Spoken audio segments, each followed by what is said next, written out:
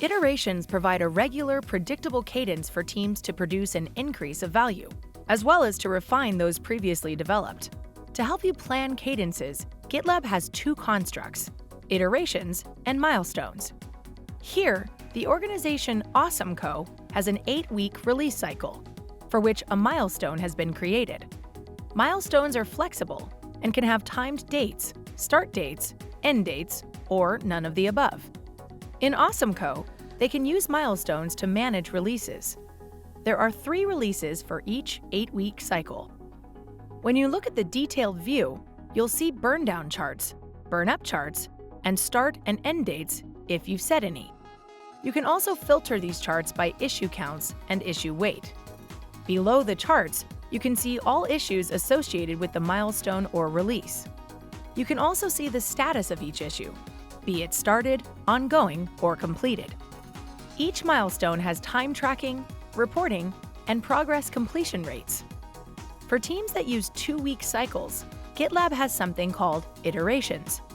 An issue can belong to both a milestone and an iteration at the same time. GitLab also has something called iteration cadences. An iteration cadence is a collection of iterations. You can create an iteration and give it a title. You can also denote that you want the iteration to automatically schedule upcoming iterations. You can pick the start date of your first iteration and choose how long in weeks each iteration should be.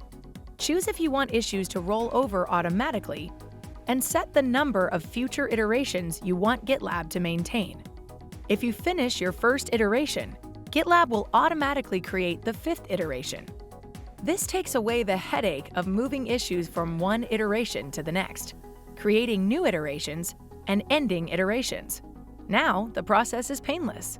If you have multiple teams sharing one group, you can create multiple different cadences that each run on their own schedule. Let's say these squads run every 2 weeks, but Squad B needs to have 3-week iterations. This is possible with iteration cadences.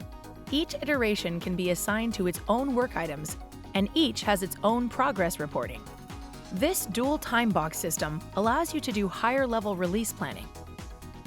It also allows teams to take what has been scheduled for release and break it down into even smaller time boxes or iterations.